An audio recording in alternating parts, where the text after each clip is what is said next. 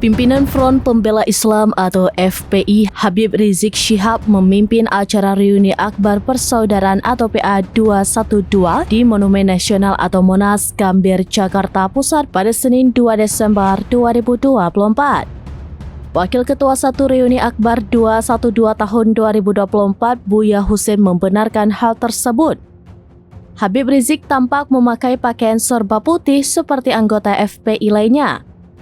Habib terlihat duduk di sebuah kursi yang telah disediakan di atas panggung.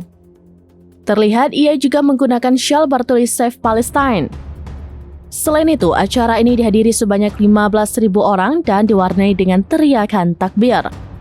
Bahkan Presiden Prabowo Subianto juga telah diundang hadir dalam acara itu.